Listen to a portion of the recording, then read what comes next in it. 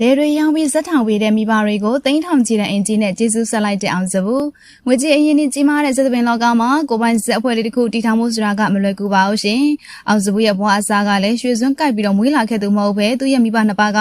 ရိုးသားသားအလုပ်လုပ်ကင်စားတောက်ကြတဲ့လေသမားကြီးတွေသာဖြစ်ပါတယ်လေသမားတယောက်အတွက်လေယာမြေကမိသားစုနှောင်ရင်အတွက်တစ်ခုတည်းသောအမခံချက်ဖြစ်ပေမဲ့တားဖြစ်သူအောင်စဘူးကဇမင်းသားတယောက်ဖြစ်ချင်တယ်လို့ပူဇော်တဲ့အခါမိဘတွေကတားရဲ့ဝါသနာကိုမျက်ကွယ်မပြုရခဲ့ပါဘူးဇက်သပင်မျိုးရိုးလည်းမရှိပေမဲ့တားဖြစ်သူအိမ်မက်တွေဖြစ်လာဖို့အတွက်လက်မြေတွေကိုရောင်းချပြီးတော့တားအတွက်ဇက်ထောင်ပေးခဲ့ကြပါတယ်။မိဘတွေကဒီလောက်ထိပံ့ပိုးပေးလိုက်လို့အောင်စဘူးကမအောင်မြင်လို့မဖြစ်ဘူးဆိုပြီးတော့ကိုမညာတန်းစူးစမ်းခဲ့ပါတယ်။မစုံမနစ်တဲ့ဇွဲလုံးလောက်ဝရိယနဲ့အနုပညာအရေးအသွေးတွေပေါင်းဆက်ပြီးတဲ့နောက်ကန်တရားကလည်းသူ့ကိုမျက်နှာသာပေးခဲ့ပါတယ်ရှင်။တနစ်ဆိုတဲ့ချိန်တိုလေးအတွင်းမှာအောင်စဘူးဟာဇက်သပင်လောကမှာပြည်သက်တဲ့အတိမတ်ပြုမှုကိုအခိုင်အမာရရှိလာခဲ့ပြီးတော့အောင်မြင်တဲ့ဇက်မင်းသားတစ်လက်ဖြစ်လာခဲ့ပါတယ်။အောင်မြင်လာတဲ့အချိန်မှာသူ့အတွက်အရာရာဆွတ်လွတ်ခဲ့တဲ့မိဘနှစ်ပါးကိုရှာဖွေထားတဲ့ငွေကြေးတွေနဲ့ကျူသူတို့ရဲ့ဇာတိရွာလေးမှာပဲမိဘနှစ်ပါးတတနေထိုင်နိုင်မှုအတွက်တိုက်အိမ်တစ်ကြီးတစ်လုံးကိုခန်းခန်းနာနာဆောက်လုပ်ပေးခဲ့ပြီးတော့တစ်နှစ်အတွင်းမှာပဲကျေးဇူးဆက်နိုင်ခဲ့တဲ့တားလိမ့်မာလေးဖြစ်လာပါတယ်။သူရဲ့အိမ်သက်တက်ပွဲကိုကျမတော်မှာဖြစ်ပြီးမိဘတွေအတွက်လည်းဂုဏ်ယူစရာတားတယောက်ဖြစ်လာခဲ့ပါပြီ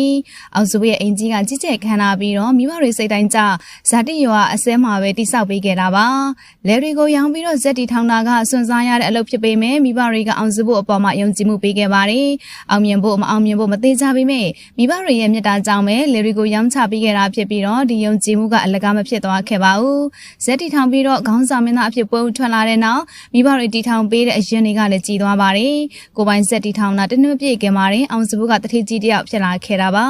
အောင်စဘူးကမိဘနှစ်ပေါင်းကိုပဲကျေးဇူးဆက်တာမဟုတ်ပဲတက္ကသိုလ်ကျောင်းသားဘဝကလေးကအကူအညီပေးခဲ့တဲ့နှဲဆရာကြီးကိုကားတစ်စီးဝယ်ယူလက်ဆောင်ပေးခဲ့ပါတယ်သူရဲ့အောင်မြင်မှုတွေထဲမှာနောက်ွယ်ကပညာရှင်တွေရဲ့ချွေးတွေလည်းပါဝင်နေဆိုတာကိုအသိမှတ်ပြုတဲ့အနေနဲ့ဝိုင်းရနှဲဆရာကြီးကိုတန်မိုးကြီးလက်ဆောင်ကြီးပေးရခဲ့ပါတယ်။ကားတစ်စီးကို3000ကျော်တန်မိုးရှိပေမဲ့ဒီငွေပမာဏထက်ကူညီပေးတဲ့စေတနာကပိုတန်မိုးကြီးတာကြောင့်ကားတစ်စီးလုံးကိုပါဝယ်ပေးခဲ့ပါတယ်။အောင်စဘူးရဲ့နောက်ထပ်လေးစားစရာလောက်ရက်ကတော့မင်းသားကြီးတွေဖြစ်ကြတယ်။မန္တလေးသိန်းစော်ဦးမိုးဝင်းနဲ့ဦးနှဝင်းတို့ကိုကိုယ်တိုင်တကာခံပြီးသာသနာပေါင်းမှာရဟန်းခံပေးခဲ့ပါတယ်။အနုပညာလောကမှာအောင်မြင်လာတဲ့အခါအတိတ်ကလမ်းပြပေးခဲ့တဲ့လူကြီးသူမတွေကိုမိတဲ့သွားတတ်ကြပေမဲ့အောင်စဘူးကတော့သူ့ရဲ့နာမည်ကျော်ကြမှုရှာဖွေရရှိလာတဲ့အသက်ပြားတွေကိုဆရာသမားကြီးတွေအပေါ်ကျေးဇူးဆက်တဲ့နေရာမှာအသုံးချပြသွားခဲ့ပါတယ်။မိဘတွေရဲ့ကျေးဇူးကိုသိတတ်လို့လေမြေတွေရဲ့တန်မိုးကိုအင်ဂျီတစ်လုံးနဲ့တနေ့အတွင်းပြန်လည်အစားထိုးပေးခဲ့ပြီးတော့ပညာရှင်တွေရဲ့ကျေးဇူးကိုသိတတ်လို့နှဲဆရာကြီးကိုကောင်းဝယ်ပေးကပညာရှင်ကိုတန်မိုးထားခဲ့ပါတယ်။သပင်လောကရဲ့အစင်အလာကိုသိတတ်လို့ဝိုင်းရဖခင်ကြီးတွေကိုယဟန်ခံပေးပြီး